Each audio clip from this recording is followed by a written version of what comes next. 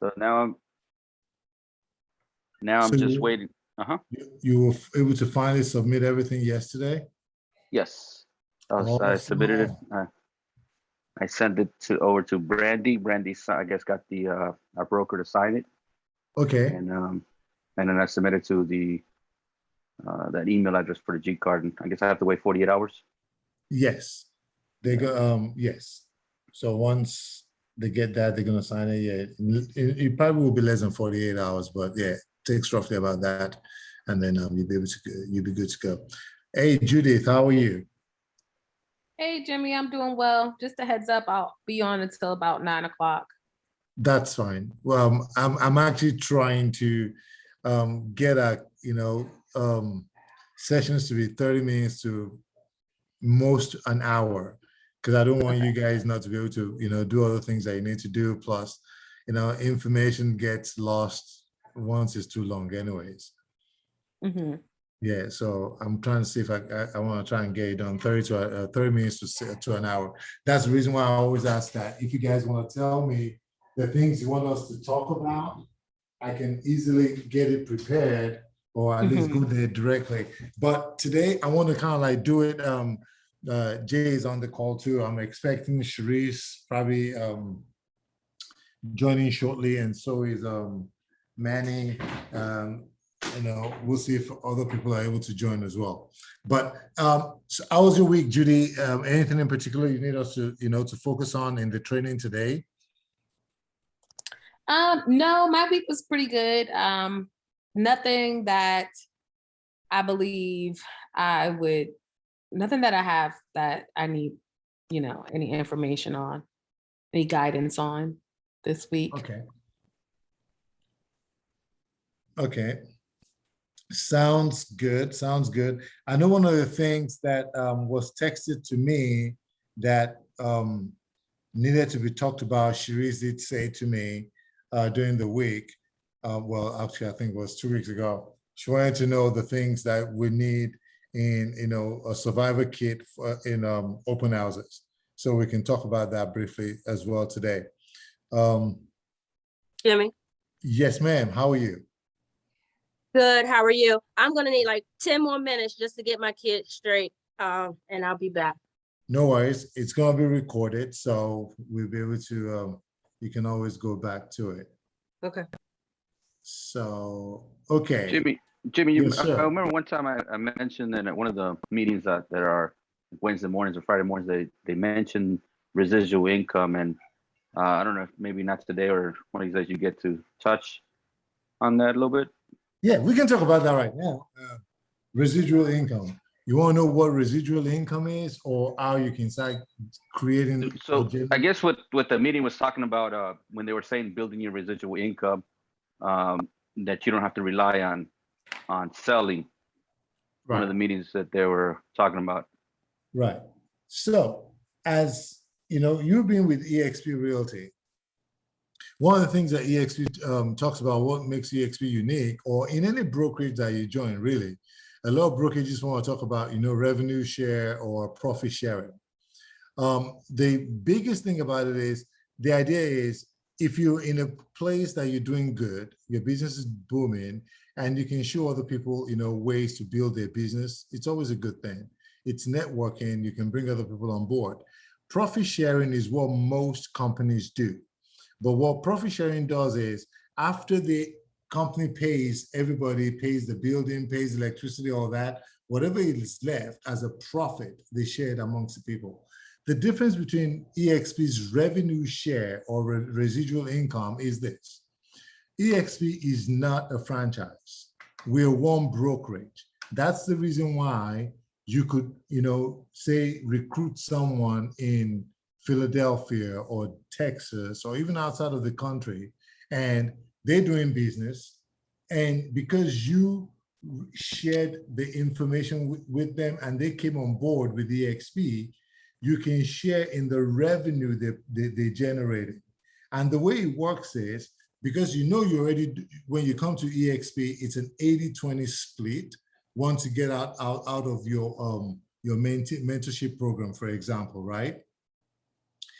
So you keep 80%, the company keeps 20%. Out of that 20% is what they use for operation, costs and all that kind of stuff. But out of that 20%, the company shares revenue with you. So if you bring someone on board and they're doing business, the company shares out of that 20%. So it never affects whatever you as an agent is doing. So whoever brought you into eXp, for example, Manny brought you to eXp, right? When Manny is doing his business, you begin to do your business, and the company will pay out of the 20% that they keep, they'll give a percentage, a certain amount to Manny because he shared the opportunity with you. But that amount stops the moment you hit your 100% and you begin to start getting paid 100, right? So in a year or in your calendar year, you can, get to your 100% like that by doing roughly about $3 million. $3 million is what's going to make you cap. And the way you do that is you think about the fact that, okay, if I'm in a market and I'm doing roughly, say, $500,000 for each property, it's going to take, 6 properties for me to get to $3 million. By that time, I would have capped. And that's when you start getting 100%, meaning the next deal after that. And whoever you bring in, and the more you multiply and you bring more people in, they're doing business, then you start getting a residual income from what they do as well. It never affects what they make. It never affects their 80. And the moment they get to 100, they don't share anything with you because they've capped in that calendar year. Does that make sense? Yeah, I think so. Because he went on saying, I guess when you get older, maybe I needed to hear more about it, or right. Maybe I was confused. No. The idea, what he was saying was, so for example, right now you might, it's like, think about it as when you're in real estate, you're in business, you're not employed by anybody, you're an independent contractor. And unlike your regular 9-to-5 job, right? If your company has a 401k plan, you can put money aside for 401k, right? As your retirement. You can do things like that. But real estate, a lot of people don't do that. A lot of brokerages does not even allow you to do that. They don't have a means of doing that, but eXp allows you to. So you can put money away in every single time you do a transaction. You can tell them to take up to 5% of your commission and take it away and put it in this, bucket for you in form of shares, which you purchase at a discount, a 10% discount from eXp. So you're not even buying it at the market rate, you're buying it less. And that could be money being put aside for you. So you have a 401k retirement. As a real estate entrepreneur, I will hope that when you begin to also, do business, that you begin to start thinking of where can I invest my money? What are the things that I can do to put money away? So those are the things that you begin to start doing with eXp that you can't do with a lot of brokerages. And also the fact that if you introduce this opportunity to a lot of people and they join, they come on board, you start building a residual income, which allows you can walk away from the business. You can say, in 10 years time, I don't want to, sell real estate any longer. I don't want to knock on doors. I don't want to start showing people houses and all that kind of stuff. Well, if you don't want to do that in 5 years, 10 years, 10, 15 years, or whatever, then what is your next step? What are you doing to build that opportunity? eXp allows you to do that, whether through the residual income. So imagine if in 2 years you decide, let's say in 2 years, right? Let's use this example. Let's assume that I was the one that brought all the 3 of you on this screen right now into eXp, right? Now, goal is you all begin to produce. Let's say you start producing, Judy starts to produce, Cherie starts to produce, and you guys are producing a lot. And by the time each year you do your $3 million, every time you sell, the 20% that the eXp gets, they pay me something out of that because I brought you guys in, right? That money, I can, boom, just let it go into an account that I don't ever have to touch. But more so, Each time you guys are selling, I'm producing, and I'm also selling and producing, eXp does give me, as well as when they give you also, they give you yours, and they also give me shares. Those shares or those stocks, they parked away in eXp, eXp Realty's portfolio, my portfolio in eXp Realty on the stock market. And that is residual income that is just building. I don't need to touch it, and let's say in 5 years aside now, I'm done. I don't want to sell real estate any longer. All I want to do is I just want to keep training people, for example. So I'm not really producing, I'm not really selling.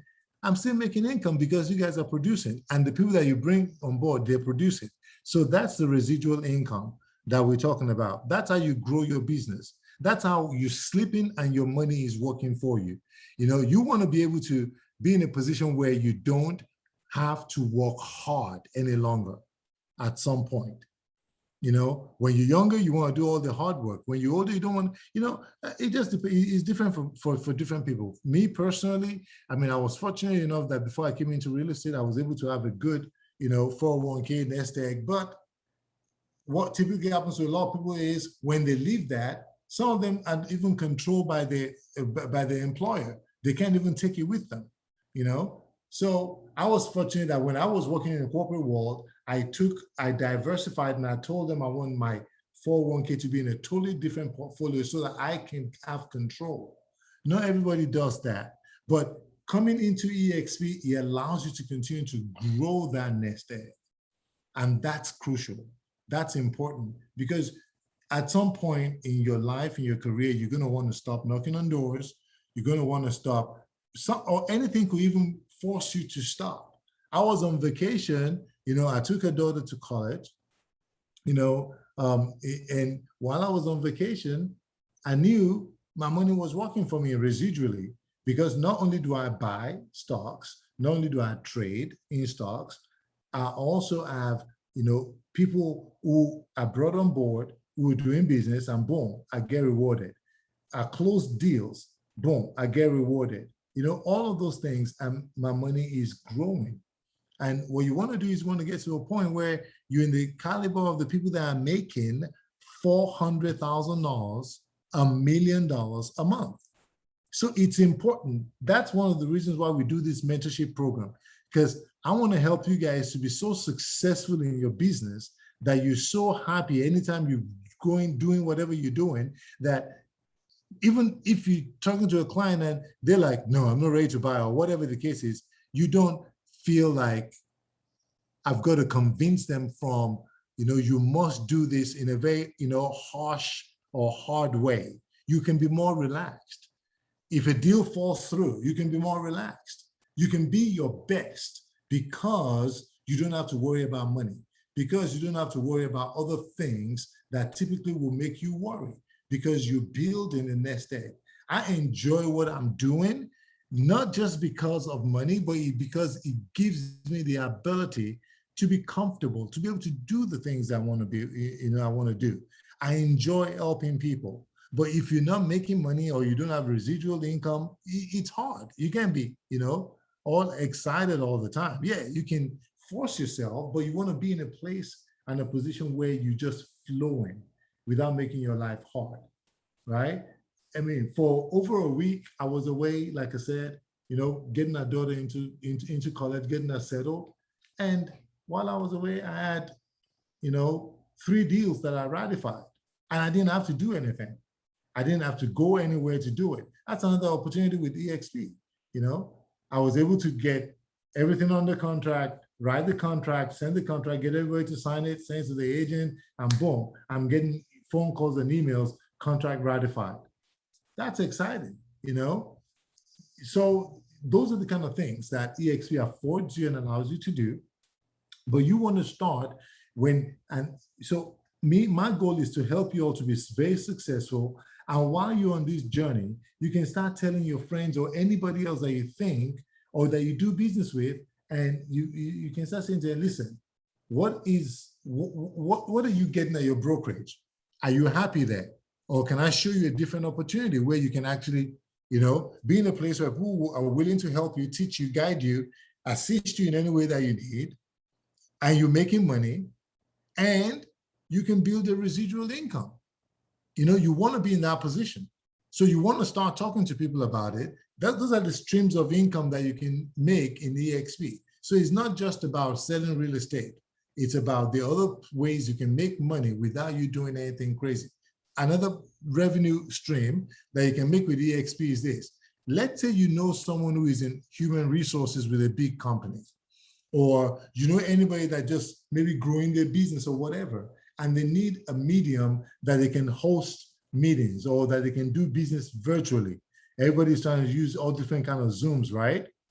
What if you introduce them to Verbella that eXp owns?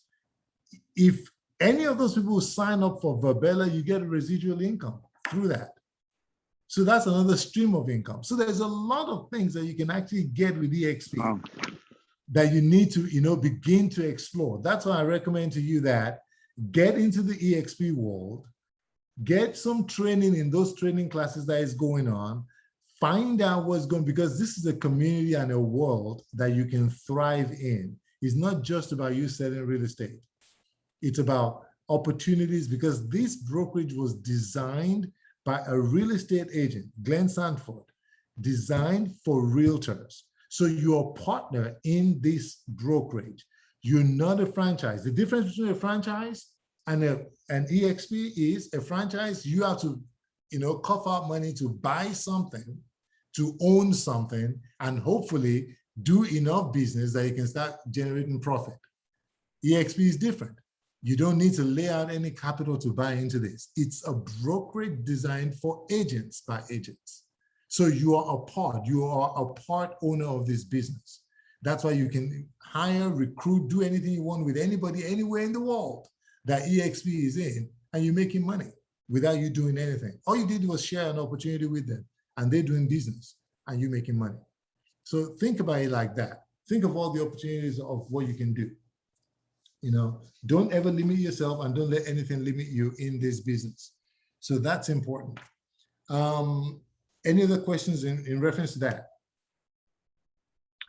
No, that was good. No. Okay, but get into the eXp world. There's a lot that you can find out that will definitely benefit you. So let's talk about what are the things that you need in your open house kit.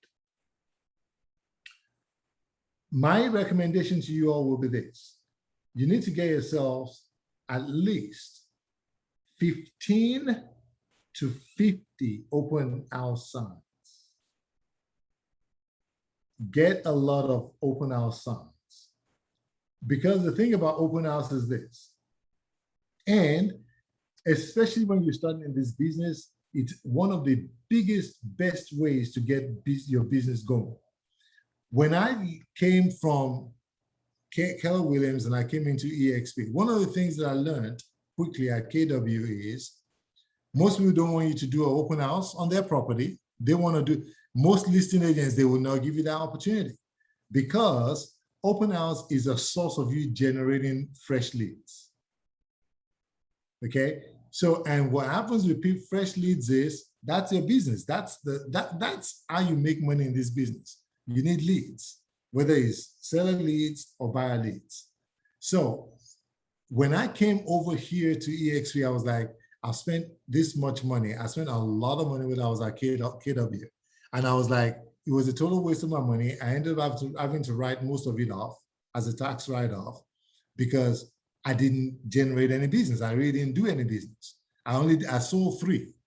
I made less than $36,000 in the 6 months I was at Keller Williams. So when I came into eXp, the culture instantly lets me know that if you want to make money, because everybody told me that even at KW, you need to do open houses. So I went into Workplace and I put on there, Maryland Workplace, DC Workplace. I would love to host your open house. If anybody has an open house, let me know, I'll host it. And people started DMing me and say, yes, would you mind hosting my open house? That is the first big win with eXp. So I got in there and they said to me, whatever leads you generate is yours. So the reason why I say you need minimum 15 signs is because when the way I do open houses and the way a lot of people that are successful in this business and doing open houses is you want to put your signs out 2 days before, if you're able to. If you can't do it 2 or 3 days before, do it on the day of your open house, but do it like, let's say you on a Saturday, you're having an open house, say from 11 to 2 or 11 to 1 or 11 to 3. Your open house doesn't need to be more than 2-3 hours, okay? Let's say that's the time frame that you're gonna do your open house. You wanna get out early enough, maybe like 8, 9, if it's gonna be at 11, 8, 9, or 10 in the morning, go around the place you're gonna do your open house and put signs out. Put a lot of signs, 2-3 houses, signs that people can see it is concentrated, and send a stagger it to where you want them to go to. So if the house is on the street, for example, you want to start, if you can, start maybe half a mile away from the property, and that's where your signs start. Be willing and ready to lose some signs, because some people can take your signs away. Sometimes, that's why I say it might be best if you're going to do it on a Saturday, you might put your signs out on a Thursday or Friday, because what those signs are doing for you is you're driving down the road, people see those signs and they see a concentration of it. It gives them the illusion and idea that you're very busy.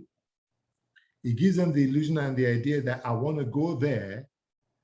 Because when you're driving down the road and you see all those signs of new homes, do you see one or do you see like 10 in one spot, and then you drive down a little bit for another 10, right? That's what we all see, right? It's concentrated because it's visual.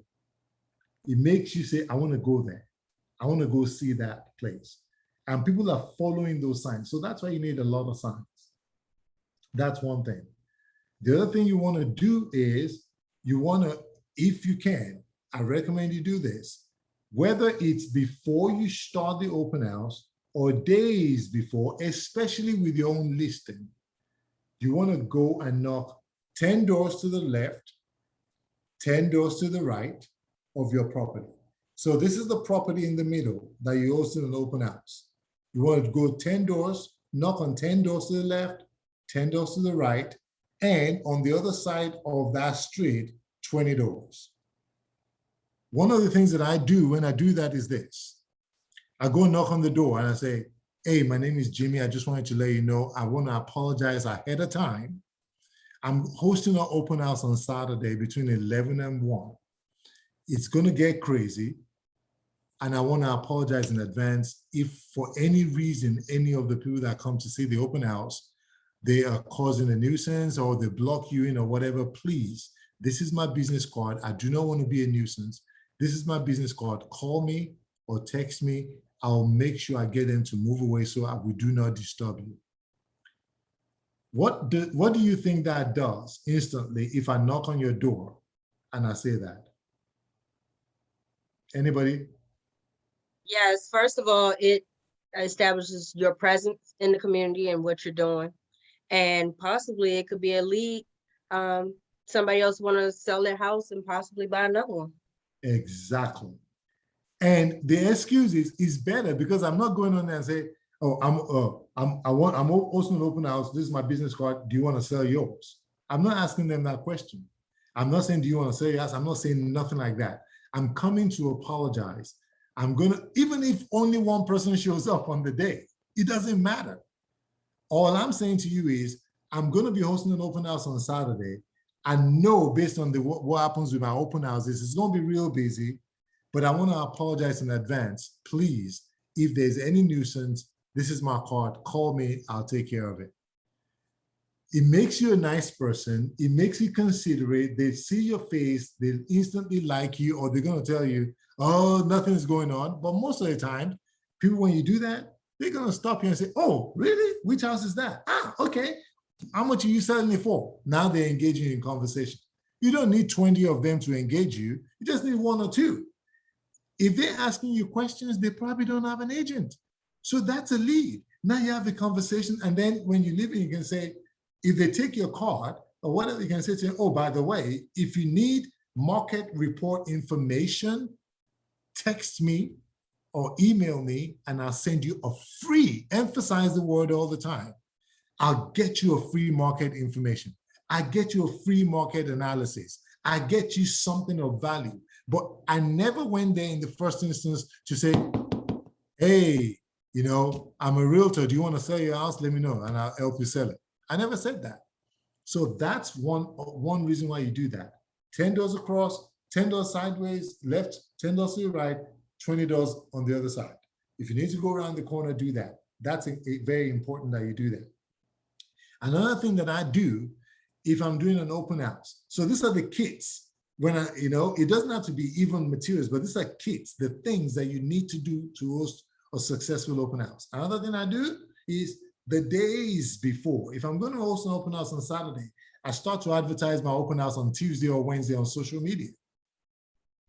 I can drive the neighborhood and do a 1-second post or do a live post and say, hey guys, this is Jimmy. I'm your neighborhood realtor. I'm just driving around, Philadelphia Street. I want to let you know about a house that is coming on the market or a house that is on the market. They don't know your listing. Nobody cares. All they care about is you doing something of value. Everything you do, as long as you lead in with value, you're going to get good results. So this is Jimmy. I'm in this neighborhood this weekend. I'm going to be hosting an open house on Saturday between 11 and 1. The address is, you give them the address. Come show up, come see me between those hours. If you have refreshments, talk about it. If you don't, who cares about refreshments? It's COVID. Nobody's drinking anything you're giving them anyways. Who cares? Or you can say, hey, there's going to be candy. Go to the candy store, the dollar store, and go buy a bunch of candy. Oh, I'm handing out candy. Open house is going to be lit. Be you. Be whatever you want to be. And do a quick 1-minute, 2-minute video. Put it on there. So I'm looking forward to seeing you guys. You do it on Wednesday. Do it again on Thursday. Do it on Friday. Hey guys, I'm reminding you between 11 and 2, I'm going to be on Philadelphia Street, house number 55577, whatever. Boom. Make sure you're there. Bring all your friends that want to buy or sell. Come check out this amazing house. You pumping the house up. Tell all of that stuff and see if people show up. That's another great thing you got to do. So signs, you need a lot of signs. You need to do your advertising on your social media platform. You need to send, if you have clients already in your campaign that are thinking about buying in a certain neighborhood or whatever, send them that video that you just shot. Send them the link of open house. You can use HomeSnap to send them the link. You can go into the MLS to send them the link to the open house that you're hosting. So that way, a huge advertising, people are going to show up. Another thing that you need in your toolkit is you can either get, there's a sign-in sheet that you use. I don't really use sign-in sheet any longer. I don't like them because I hate paper. I'm trying to find the folder that I use. It's somewhere right here in my office. But you can use that, or you can use your iPad, or you can use any kind of tablet. And you download the eXp Open House app. The eXp Open House app, if you download that app, you can use it for your open house, and it looks just like this. Is there one for a PC or computer instead of an app? Oh, mine is on a computer. Yes. Sorry, Judy, go on. You're talking about the KV Core Open House app, right? Yes, ma'am. Okay. For some reason, mine is not even opening up right now. It just gives. I probably need to. Mine's open. Computer and redo it. Oh yeah. Yeah, but you use that. I use that app because when I use that app, that also tells you that I haven't done an open house in a long time. So that's not a good thing. So I need to do some open houses because if I've used it, I would never. So, hey, a moment of levity, I'm being honest. So, but with your open house app, right, people will be able to sign in on there. You link it, it downloads the property you're doing your open house on, and they just go in there and they sign. That way you don't do paper. But if you prefer paper, just get one of those. If you go to the G Car store or PG Car store or any of those places, they sell them. Or even at Office Depot, they're open house, books that you can buy, and just open it and leave it on there. And say to people, another classic way of getting people to sign in an open house Most agents will say things like, oh, give me your information. We're required to do this so I can know how many people come in. I'm like, that's bull crap. They know you're lying. They know you're saying it because you want to get their information. How about you do something different? When they come in, you say, like, or if you're able to get a bunch of people come in at the same time and you open it and they want to come in, says, hey guys, real quick, just want to let you know. I know a lot of you just want to walk around. You don't want anybody bothering you. So real quick, I've got some really great, things I would like to give you at the end of this open house, or by the time you go through your experience with it. If you would like for me to give you any free materials about properties in this neighborhood, or if you want to see how you can buy a house with zero money down, or anything that is catching like that, zero money down, or I can get you qualified ASAP and you can buy a house with nothing down, you can put your information on this sheet right here. I'm not going to bother you. I'm just going to send you free information. Boom. Only say it one time. You leave it there and everybody's going to sign in. Because who doesn't like free stuff? Everybody likes free stuff. Honestly, to be honest with you, when people come to my open house, I don't want people that already have realtors that don't want me to bother them. I don't want them signing in. I don't. I want people who, one, don't have realtors, or two, who are not happy with their realtors, or three, who feel that their realtor is not doing a good enough job, so they want free information from me. That's what I want. So I'm not looking for a lot of people. I'm looking for people that I can communicate with and give information to and build a relationship with, because that's how you sell real estate.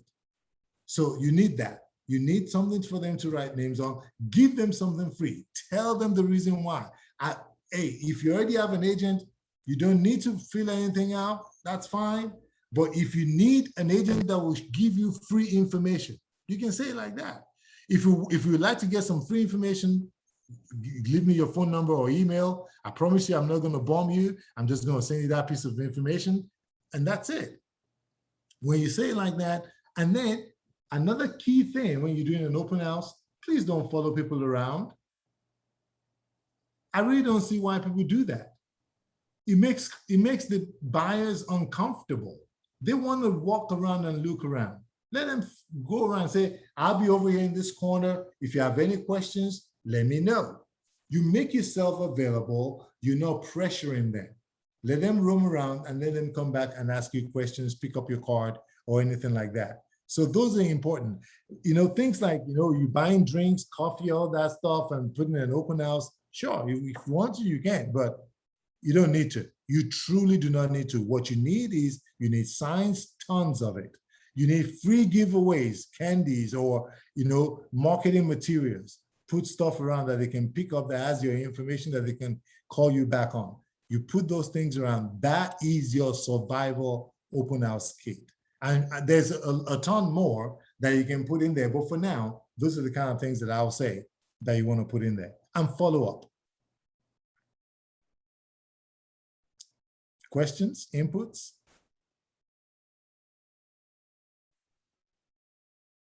Going once? No, that was great. Thank you. I have lots of notes. Yeah, the first open house I did, everything that you said was like, I had some stuff, but I wasn't really prepared as much as how you explained it. And that was me like the day of, because it was like a last minute one that I did for one of our fellow Maryland realtors at eXp. Right. And I like went to Home Depot and found the little open house signs and put them everywhere, got balloons, tied it to them just to kind of get some, visuals, because they're so short.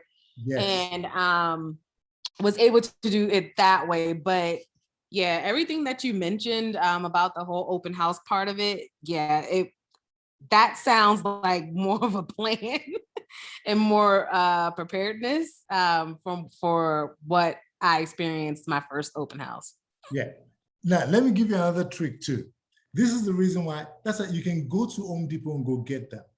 In fact, if you start building up those things, buy them from your marketing, have your face on it, have your face on it, with your phone number on it. Because guess what trick you're playing now? You see, it's a numbers game and it's a visual game. The more signs you have, right, you can put it in places and then you go back and pick it up on Monday morning or Sunday evening. Guess what you're doing also? I'm personally against this, but I know people who are doing this. These are not open sign or open house signs. These are just signs that says, buy or sell your house with me or whatever. If you can get a ton of those signs, let's say you decide to invest, not in one day, but invest, say, over 6-month period or whatever, and you have 100 of those signs. And let's say I want to compete and I want to start selling in a certain neighborhood. Why don't I take 10 of my signs, go put it in around the same place where I see all those signs of new homes, right? Pulte homes or Lenore homes or whatever, and I put my signs around them on a Friday. And I go back on Monday morning and I pick it up. Why did I say Monday morning? Because different cities have different ordinances. Most of them, you get away with it over the weekend. What if you decide that you're going to do that consistently for the next month? Just drive there on a Friday, put 10 signs in a corner, 10 signs in another corner, and you come back Monday morning and you pick it up. Some of them might be stolen, some of them might be gone, but what did you do by putting a bunch of your signs in certain neighborhoods that you're looking to, to get clients in or trying to get a listing? You're making yourself visible. People assume that you're selling a lot in that neighborhood because they're seeing your face. When people drive around Laurel or Bowie and they see my big poster in the bus stop, they call me because they just think this guy's been selling real estate for the longest or whatever. And I said, get free information. I prefer doing it like that, but there's nothing wrong for you putting those signs up and go back, pick them up. Do it for a month. Jimmy. Yes, ma'am. Question, the ones that you're talking about, buy or sell your house with me signs, are those just saying that with your telephone number, or are you saying have your picture on those as well? Your picture on it, your brokerage on there, your cell phone number, your email number, and your broker's phone number. So the 888 number has to be there visible. Your cell phone number has to be there visible. Your email on there visible. Your picture, the brokerage eXp, and don't forget, put on the equal housing, use the equal housing sticker. Yeah. Yeah. You do that, tons of signs. I used to have a bunch of signs in my office. I put everything in the garage. But yeah, my wife said no more inside the house. But yeah, that's the idea. You do that, you get more and more visible. See, the realtor that becomes successful has to think outside the box. That's what you have to do. People are wondering, how do you get leads? That's how you get leads. If there's a neighborhood that is selling a ton of new builds, put your signs over there. When you put it on there on a Friday night, make an appointment maybe on a Saturday to go and walk that new build. Hang out over there. People are gonna come and talk to the builder. Some of them might not have a realtor. If you don't have anything, if you're not having a showing or an open house or anything to do on a Saturday or Sunday, do that. Hang out over there. I'm doing a video for my client. You guys are looking to buy? Okay. I'm sure your realtor told you that you can get some free benefits from the builder. What realtor? We don't have a realtor. Oh, okay. Since you don't have one, this is my card. See, what did you do? I asked the question in a different way. I did not say, do you have a realtor? No, I said, I'm sure your realtor told you how you can get free money from the builder. Am I lying? No, I'm not. But the moment I say, I'm sure your realtor told you you can get free money. If they have one, they'll say, oh, yeah. If they don't, they'll be like, huh? What are you talking about? What free money? How can I get that? The moment they start saying that, then you can turn around and say, so your realtor didn't tell you? Oh, okay, well, no big deal. You're in luck today. I'm trying to help 4 more families this month. This is my business card. Let me tell you how we can get you some free money from the builder. Let me register you with this builder, and I'm going to find out from them how much money they're going to give you if you close with their lender. How much money can they give you towards closing help? How much upgrades? Maybe they have some free upgrades. So I'm putting myself there as a service. And I'm not saying to them, let me be your realtor. I just killed 2 birds with 1 stone by saying, I'm sure your realtor told you. And then they came back and said, no, he didn't tell me. Or no, I can't even get hold to my realtor. Okay. Let me be your realtor then, right? Yeah, I did that one weekend, doing videos through new builds, and actually met a few people and gave out my card and stuff like that. So it does work. What? It does work. Didn't you get like two leads out of that, or 3? Yeah. It You does what? work out. It's, yeah, you still have to put yourself out there and talk to people, but you know, the nerves go away, and you're just doing stuff, and people are gonna start asking you questions anyway because you have a camera, Yeah. and you know, they'll start talking to you, and then pretty much you're sitting there talking to them for 10 minutes, and then you're like, oh yeah, I'm a realtor, so I do this for my clients that can't make it out to actually see the house, and I send them videos. Listen, it works. I've sold houses to, I've actually sold houses to, I can remember the most recent one that I remember, my client was in Oregon. They've never seen the house.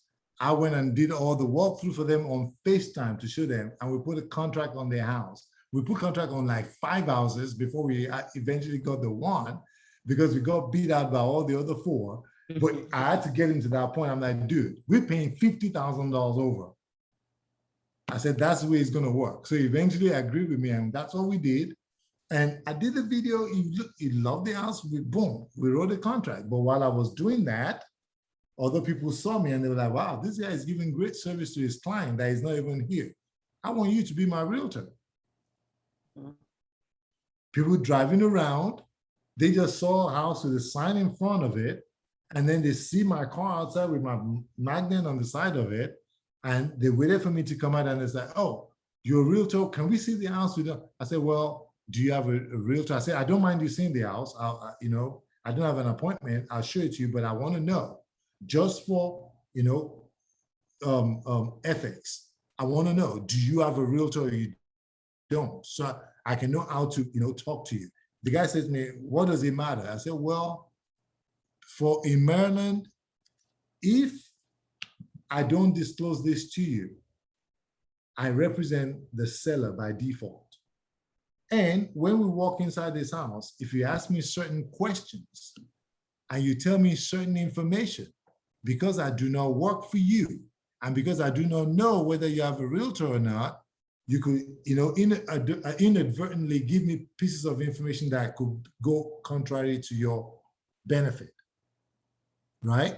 So they were like, okay, no, we don't have a realtor. Or, oh yeah, we already have a realtor. I said, okay, good.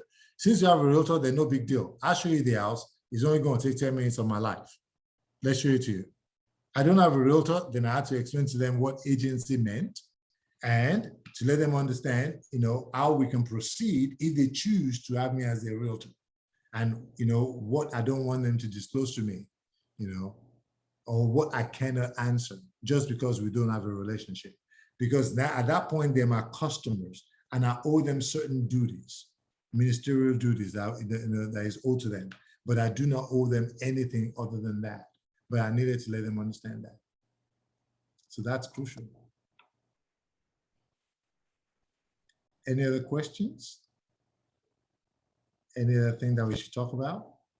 Do you have that language in Which one? regards to fiduciary responsibilities and how it works with customer So and client. for customers, we owe them ministerial duties. And I still owe every customer to, well, at least the way I operate, and I gotta go back and read it, but the way I operate, I still owe every customer confidentiality, because I will not divulge someone else's information. I just won't do it, just because I try to operate at a higher, level of integrity. But really and truly, I only owe my clients fiduciary. My fiduciary is to my client. So I owe them loyalty, confidentiality, honesty. I owe honesty also to customers, but my level of relationship is now on a contractual basis. So my goal is to protect my clients. My goal is to serve, in a ministerial format for customers. Do my due diligence by just being nice, by, being honest and truthful, but I do not owe them any, level of confidentiality or accountability. I don't have any fiduciaries to them. So they can tell me anything and I can use it, to my advantage. Not necessarily. I think I asked the question wrong. I think I should have asked you, like, what is your spiel for explaining agency? What is my what? What do you usually say when you're explaining agent? When I'm explaining agency? When I'm explaining agency, I just simply, I am very simple and straightforward when it comes to that. So I meet you and I want to talk to you about agency. Hey, Sharice, so you were referred to me, or you went on my website and you're looking at buying properties.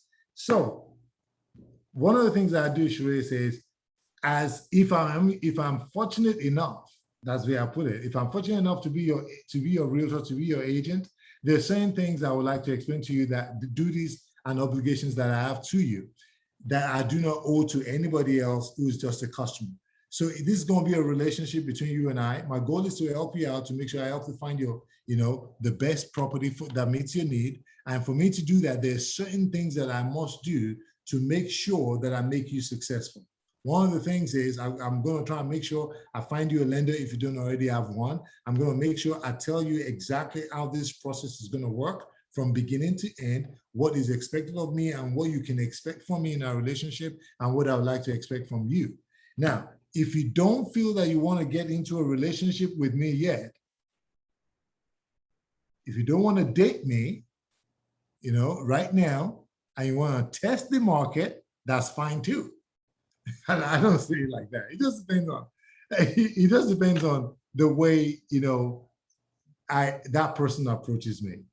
For me, I don't think of it.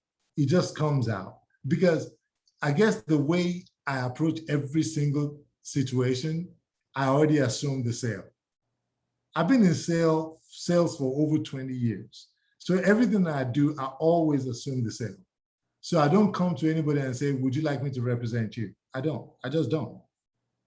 If you go on my website, one of the things that is in my KV core in my campaign is it tells you, we're going to establish an agency relationship. If you already have a realtor, then let me know, because this is me attempting for me to become your agent.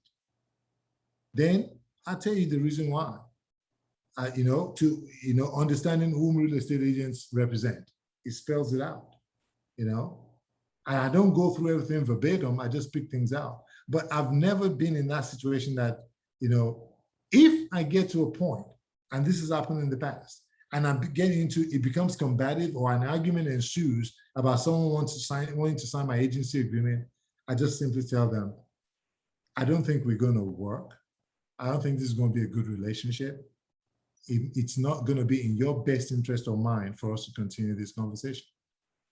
So I'll answer any questions that I can answer in a ministerial capacity, but I do not want to represent you. I actually turn people down. I'm not ashamed to admit that to you, because my life is not worth the stress. I don't do stress. So if I cannot quickly explain to you or show you the value of hiring me, We don't need to have a relationship. Another thing I don't do is I do not put, a lot of agents, they'll put agency agreement in front of client and say, sign this before I can go show you your house. I don't. I know Maryland law says that, you know, before you go and show someone a house, you need to establish agency agreement. I also represent clients in DC, but what I do not do is I do not say, before I can go and show you your house, do this. I tell you the reason why I want you to sign this. I don't say to you, you must sign it, otherwise I can't show you your house. Because I can't show you your house without you signing it. I can definitely show you your house without you signing it. I just need to let you understand why you want to sign it with me. Because the thing is, if we go into a property and you say you don't want me to sign, and then we get there and 20 people are lining up, and then by the time we finish, you're like, oh, I want to put an offer in, I want you to write me a contract. I'm going to say to you, unfortunately, I cannot write you a contract because we don't have an agency agreement yet. So the first thing you need to do now then is I go through my spiel again to tell you what agency means. I represent your interest. I owe you the duty of, you know, the fiduciary duty of confidentiality, honesty, accountability, loyalty. I got to tell you all of those things. And then I got to tell you how I operate. What are the things that I want from you? Do you have a lender? You don't have one. I'm going to introduce you to, you know, what lender I feel is going to be able to work with you based on what I've seen, you know, my conversation with you. I want you to understand that if we go through this process and you want to go ahead and sign, I want to put an offer in, I expect that you're willing, ready, and able to give me an earnest money deposit, that you're willing, ready, and able to consummate the relationship. If we put an offer in, we're going to have to do it in a certain way. You're not going to be like, let's put 2 offers in on 2 different houses because maybe this one will hit. No, I've got to do my due diligence, and I'm going to let you know why and how, and advise you how you're going to win on the offer. So I don't want to just write an offer, put an agency agreement in front of you, or just write an offer because you want an offer written. I want you to understand that when I write an offer, there's a 90% chance that my offer will be accepted. But there are steps of what I do that allows my offer to be accepted. And I cannot get that done if you don't understand the way I work and the fact that I'll show you the things that will make you successful. For example, in wrapping up, if you say to me, write an offer, and I'm saying to you, okay, they listed the house for 450, and you saying to me, write an offer, I want to write an offer for 445. Or you say to me, I want you to write an offer for 500. I gotta be able to say to you, okay, how did we come up to that? Yes, they want to say it for 450, but let me show you how we can get there. I'll do a CMA for you. I do it for every single one of my buyers. I do a market analysis, I do your CMA, and I show you this is what the valuation is saying.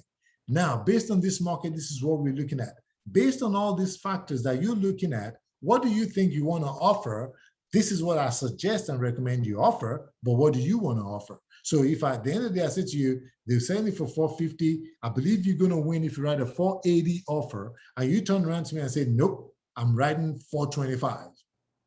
I can say to you at that point, I'm not the agent for you because I'm not going to write a 425 offer on a 450 property when there are multiple offers coming in. I don't want to look like a fool. I don't want to waste your time. That's why I always explain to buyers. I don't want to waste your time or me look like a fool because it will be a waste of our time. And I don't want to hurt my other clients.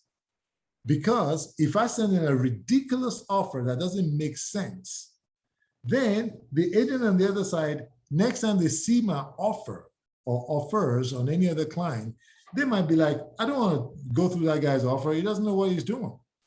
He's offering me 30 grand less on the property that I'm getting multiple offers on. Agents are not supposed to think like that, but I know they do. So I want to be in a position where I'm succeeding for my clients. So I've got to have that conversation with you before we start jumping into writing offers. And if I say to you, write a $500,000 offer, I better be able to justify to you why, not just because everybody is putting multiple offers.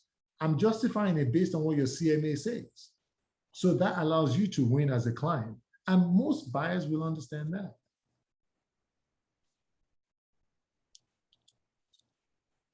Was this good for y'all? Was it fun Yes. for you as it was fun for me? It was good. It's definitely good. I There's can a do lot of it. information to retain. Yeah. You guys got to reel me back in because I could talk for forever.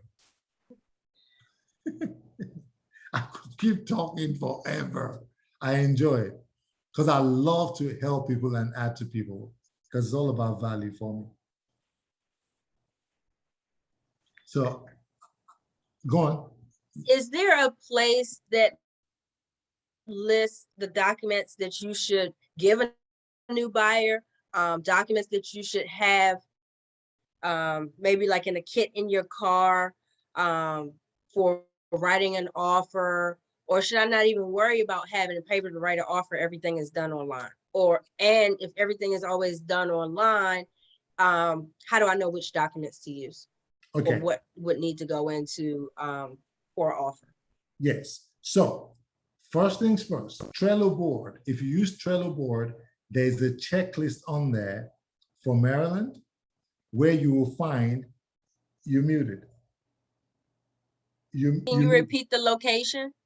In Trello board, Trello, Trello, Trello board.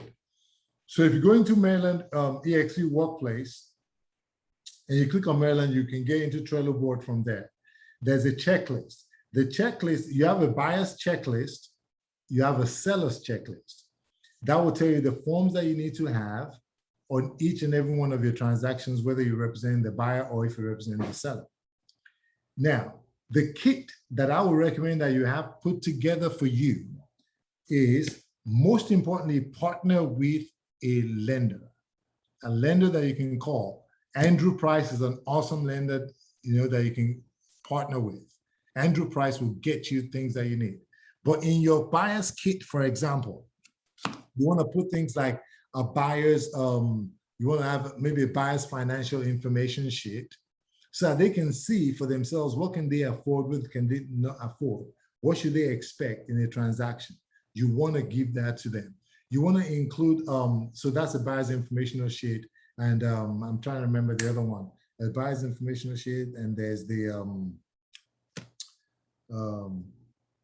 that's what it's called, buyer's information sheet. You also want to include in there what you bring as a value proposition to your client. For example, you want to bring something that talks about you as an agent, something that talks about you. Excuse me for 1 minute, I'm going to get one of the things that I'm talking about. So you want to have that as part of your kit on the things that you do. I'm trying to find, sorry guys, I know I'm off the screen. Okay, so one of the things that I have as a kit is these folders, right? I put my business card in there. I normally would have one put together. I put my business card in there. I have this information right here. And you can print this from the marketing center. That just talks about, what you do as a professional, what your client can expect from you. This you can find in, if you go into the eXp Marketing Center, this thing is there. And all you do is you just, brand yourself with it, change the phone, put the phone number in there, and it tells you, for example, on mine, it says, hello, this talks about me, what I do, who I am. This talks about my company, eXp Realty, what we do. It talks about the chain of the things that the client can expect from me, that I'm a professional, I have market knowledge, I'll communicate with you. These are the processes that I take, the services, and my integrity. That is a chain of things that you can build in when you're doing your buyer consultation. So you can talk on each and every one of those things, or maybe a couple of things out of them. That's how you explain, make it simple. I don't complicate things. I talk about what is it that makes me unique? Exactly what am I going to do for you? I talk about that. And I put maybe one or two things that, clients say about me, like review. I put that on there. That's part of my kit. Another thing that you put in your kit will be all the time your get a home inspection pamphlet. the EPA pamphlet and HUD pamphlet, you put that in there. And, you know, equal housing opportunity, you put that in there. Then you can also include in there your some kind of material from APHW, because that's another partner company that we work with. So you include that in there. That talks about warranty, you know. So if your client wants to buy a home warranty, or if you're gonna give them a home warranty, they have an idea that that does exist. You can put information about our ABA, affiliated business document. You can put that in there that talks about what they can expect on prices of title, you know, things like that. That's it. Just those few things. What was Affiliated is called the form that you said? ABA, affiliated business something. I can't remember.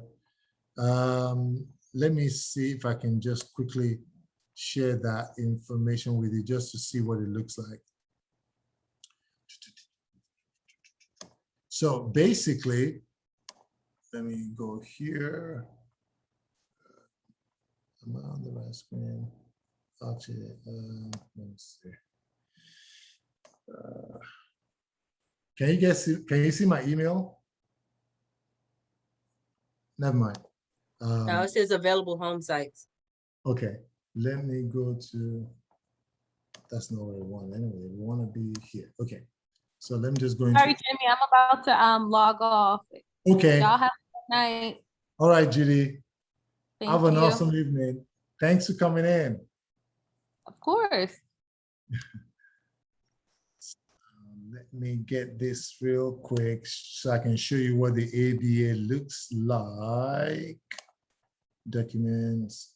Can you see the deal? Do you see the deal that I'm in, or you can't? It still says available home Oh, okay. sites. Okay, so let me do new share. Okay, perfect. Now you should see it now. So, do you see the screen? Yes. Okay, so in fact, if you want to do a pre-packaged deal, you can include your understanding whom real estate agents, you know, represent. You can include that in there. But this is what I was talking about. In all of my deals, I always include this. See right here, protect your family from lead. I always put that in all of my packet to my buyers. Then I always put this in there as well. So no one can catch me unawares. Every single deal that I do, you're going to find that in there. You're going to get all this information in all of them. You're going to get this equal housing opportunity. Equal opportunity in housing, you see that? That's going to be in my packet. It doesn't even matter whether it's a seller or a buyer. That's going to be in there. Then this is what I was talking about. The affiliated business arrangement. You muted. How did you put all this together? It's not there yet. Okay, there it is. I have videos for that, but the way I put it together is you go into, you can download these forms. I have all these forms are downloaded onto my computer. They are in SkySlope. They are on Trello board. So you're gonna find affiliated business arrangement in Trello board. You're gonna find it in SkySlope. I also include wiring fraud advisory notice. So these are always in every one of my packet. So again, to show you how do I get that, if you look right here real quick, I'm back in SkySlope. If you go to where it says working documents and you go to office docs, if you go into office documents, all you have to do is go into Maryland and all of your associations are right here. Whether it's Anne Arundel, Baltimore, you know, Charles County, every one of them is here. So let's say I want an MAR, just a Maryland Association of Realtor Forms, or Southern Maryland, or PG CAR. You can come into any one of these and you can find those forms. So like open house disclosure, if you want to do open house, that one is right here. Lockbox is right here. But the affiliated business for some reason is not there, so that's fine. Let's just go somewhere else and we'll find it somewhere else. So it might be here. There are 3 pages. You can just, pull it. I'm trying to see. I don't see it here. I don't see it here either. But it's in here somewhere. But this is how you, when you get yourself familiarized with this, you find it there. If you can't find it in any of these places, I promise you, Trello board, it's easy. Or you just say to me, Jimmy, I can't find the form. I'll send it to you. One of the things I'll do is, if you want me to, I can put together, just a generic set of forms that you're going to need for any kind of transaction. I can put blank ones together and I can email them to you. And then all you got to do is you can just download that and save that, into your file. And each time you just pull each one of them. Or you can go into zip forms and you're going to find them. Now, specific forms to eXp, you're not going to find it in zip forms, but you will find it here in SkySlope, or you'll find it on Trello board. Did that help, Jay? Yeah, thank you. And like you said, you're gonna send some blank ones. That would help too. Yeah. Get used to just seeing what those I do documents. is, because I know you're going to ask me this question again, Yeah. so what I do is this. I have recordings of this on the YouTube already, my YouTube Oh, you channel. do? Okay. However, when the time comes when you're about to do your first transaction or anything like Mhm. that, you're going to need me and I'll be available for you. And we're going to go. See, again, the recording is already on my YouTube. But when you want to write a contract, let me know. Utilize me, because I will get on this with you. Correct. And I will walk you through it. All right. That could be it could be a 3-hour process. But I will, Okay. whatever it takes, I'll walk you through it. Thank you. But the moment you begin to watch those videos, and then you start going to these contract classes in eXp, and you get online and you start doing this training, when I start doing that with you, it's going to be a lot easier, shorter, and better for you. Because now things are going to start making sense, right? Because you've seen the video maybe 1 or 2 times, because you've been in a contract class 1 or 2 times, because you've done fast start, because you're doing those things, because real estate is very repetitive. It's rinse and repeat, rinse and repeat. So the more you do the same thing over and over again, the better you're going to get at it. And the thing about it is, you will continue to repeat it. So that's the good thing about it. That's why sometimes you could say to me, Jimmy, I'm driving. I'm like, Jay, I'm sorry, I can't get on online to do anything, but let's talk. Talk me through it. And I can tell you, because I can remember through memory where certain things are, because I've done it a few times. So that's what you want to remember. We're going to do this over and over and over and over again. And it gets easier the more you do it, the more you do it. I can write a contract now from start to finish, every single thing, well under 25 minutes. Because I've been doing it a few times. That's good. I can write a contract under 25 minutes, all done, assigned with signatures, sent to the client, done, under 25 minutes. So, but I'm not saying that to brag. I'm just saying that because I've done it a few times. So in my memory, I know what forms I need. I know what forms I don't even need to waste my time with. So for example, he said, oh, the house was built in, Jimmy, can you help me write a contract? The house was built in 2021 or in 2019. I'm like, okay, boom, I need my contract. I need my addendum of clauses. I need, are we doing the home inspection? Yes, we are. I need my property inspection addendum. Oh, we're not asking for any money, so I don't need seller contribution, So I know what I need. I only need 5 forms: contract, addendum of clauses, property inspection. I need my escrow. I need my conventional or any kind of financing addendum that I'm doing. I need that in there. Boom, we're done. All the other documents I need, I'm going to pull it from the MLS, the disclosures, done. I can put that together, 10, 15 minutes. My contract is written, boom. Is the agent on the other side has it in less than 30 minutes. because the more you do, you know where the forms are. And I'm also going to show you how you build your own templates. So your templates are already sitting there. So if I need to go right now, if Cherie says to me, Jimmy, I need to submit a contract to, someone that wants to buy a house in Bowie. How do we do it? Let's go create a new contract. Can you guys see my screen? Zip forms, right? Yes. Yes.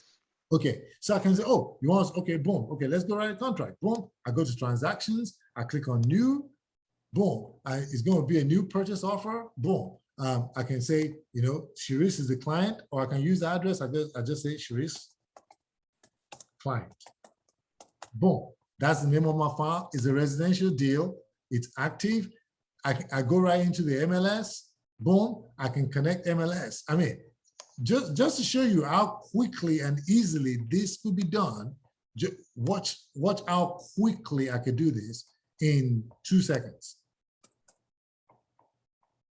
I'm just going to pick a house. It doesn't even matter what house it is. But I do want to make sure it's in Maryland. Gosh, why in the world did I go and pick houses? Okay, there you go. There's one right here. I picked a bunch of houses. So I copy that. I copy that information. Boom, I'm in here. I go to MLS, click. I put that in there. I paste that information. I do this. I tell it to find the property. Hopefully it's going to find it. If it doesn't find it, that's when it slows you down. Boom, it found the property. I'm going to tell you, use that listing. Boom. I'm going to go here. What template do I want to use? Because I already created templates for my deal. I know it's an Anne Arundel deal. So I go and click my Anne Arundel deal if I have one there.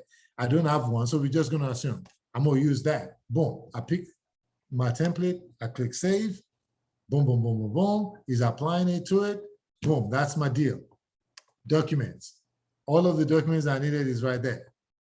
So I don't need to start searching documents. Am I going to use all these documents? Definitely not. But I created a template for myself that all the forms that I will possibly need on any transaction, I have it there. And I just pull it, boom, it's right here. Then make my life easy. I go into parties, boom. You see what I did when I pulled the information from the MLS, when I did the MLS Connect, you already pulled the information of the listing agent and they pulled the information of the sellers. All I need to do now is this the title company I want to use? I give, if it's not, I change it. All I need to do is I put my buyer's information, buyer one. Sharice client is the client. I can go and pull it from my address book, or I can just say Sharice client. Boom, done. I go over there. I tell it to save it as contact because I want to use that in the future. Boom, saved. So everything is just there. And I keep boom, boom. By the time I put all of the service providers, anybody in there, is all done. I come to documents. The first place I start is I start on my cover sheet. When I start on my cover sheet, see what it did? It put Sharice client on there as my buyer. Any information I want to add, I can add it to it. My client, the seller's name is on there. I can come down. That's the listing agency's information. Everything is on there already, all correct. If it's not, go through it, change it. Then selling broker, that's me. That information should be there. It's not there because I didn't put it. So guess what? I can go back because I don't feel like typing. I just go to parties and I go back to buy side and I come right here and I say, who's the selling agent? That's me. I go into the selling agent and I say, let's find the selling agent. I'm going to go into the address book. I don't want to type anything at all. I just go into it. In there, I say Jimmy. Boom, it's going to pop up. Jimmy Okonola is the buyer's agent. My role, I represent the buyer. Boom, I click that, I add it to it. That information is filled out. We're good to go. I leave that place. I say save as contact, save it, and I get out. So when I go back to my documents now, and I get on cover sheet, all of that information is on there. Everything is on there. Anything I'm missing, I'll add it to it. It's on there. I come down here and say, okay, they listed this house for $1.2 million. We're going to be writing, we look at all the things over here. What am I doing here? There's nothing else. How much am I buying it for? That's all I need to put in there. We're doing it over 1.3. I type that in. Purchase agreement date is today. Settlement date, we want to do it, we want to settle 30 days from now. Boom, I put that in there. Earnest money, how much are we putting down? $200,000. Boom, boom. Because we want our offer to look good, we put that on there. You know, offer date is today. End of story. That's all I need to do. If I need to do anything else, I'll do it. If not, I don't need to. Boom, I come over here. Then I can put the lender's information for my buyer. We're doing a conventional loan. Boom, I can click over here. I pick, if they're in there, I pick that lender. Or again, if I put it in the parties, in the first page, remember, boom, all of that will be filled out already. I don't need to worry about none of that. All of this is done. That's the title company we're going with. I save the information. I get out of here. Then all I need to write now is what? My contract of sale. So I come down here, I look for my contract. Any document that I need to write, I just come over and look for it because I've already uploaded everything. Where's the sales contract? I can't even find that. Okay, it looks like it looks like that file that I even picked, it doesn't have a sales contract in there. I guarantee he has it. I just can't find it, but no big deal. I go over here. I say, okay, let's get the form. Sales contract. Sales contract. Residential sales contract. I add that to it. The moment I add my forms that I need in there, right? If I go all the way and I click that form, every single thing is already filled in automatically. See what it does? It puts the seller's name in there. It puts the buyer's name in there because I already have all those things in there. Done. Then I just start to include information. All right, baby, I'll see you in a minute. So all I need to now start doing is the property is being conveyed, you know, in fee simple, X, you know, and then I just start filling out the blanks. Done, done, anything I need to do, done, done, done, done. Easy, I save it, boom. And I get that information, I put it into SkySlope, assign signatures, boom, send it, done. That was easy. I can do that, boom, boom, boom, yeah, because now I know the forms I gotta do because rinse and repeat, rinse and repeat. So don't worry about writing a contract. Be more focused about how you're gonna get clients. Be more focused about, you know, honing your own skills and developing your skills and getting better at those things. Contract, I'll help you write contract. Contract, you go to contract classes, you're going to learn stuff from there. And when it comes to that time for you to write your contract, I'll help you. It's the easiest thing. Those are the easy parts. Okay? You will be successful. So it's my, Sorry, go on. sorry. So I take it that you get the price that your buyer wants to offer, and then you go back to your office or wherever and write the contract and then send them the documents to sign electronically. Yes, that's correct. But let's go back to that little step. How did I come up with the offer price? I'm having a conversation all along when we're looking at the property. They are building value. But the last step that I say to them is, before we put an offer in, I'm going to send you a market analysis on this property to inform and to advise us on what we should be offering. That's how I have that conversation. And this, when I get there, I do everything, then I send it to them electronically. Because they still have to say to me, Jimmy, yes, I agree with your number or not. So if, you know, but I'm already hinting. I'm already guided. So by the time I send them the CMA and now we're having a conversation before I put those final numbers on, it's the number that we agreed upon. It's the number we agreed upon that they want to offer. It's the number that we agreed upon that they want to write for the earnest money deposit as well. I advise them on what I think they should offer. I advise them the minimum is 1%. For your offer to stand out, I recommend you write more. For example, I just wrote a deal that the only reason they accepted our offer was the property was put on the market, I think, for 365 or something like that. And there were like 4 of us that wrote, after I did the CMA, and I explained to the client, CMAs were coming around 405, 410, 415. And I said to my client, I said, I do not believe it's going to appraise for 415, but I feel comfortable at 400, right? So that was what my advice was. So I was still a little bit less than what the CMA said. CMA was about 415. I said to them, I said, I'm comfortable at 400. I think we should offer 400. I believe he's going to appraise at 400. And more importantly, I know that the listing agent on the other side, even he's done his own work too. And I'm sure on the top end, he knows that it could go that high. But also, he knows that he may not. And you listed the house at 365.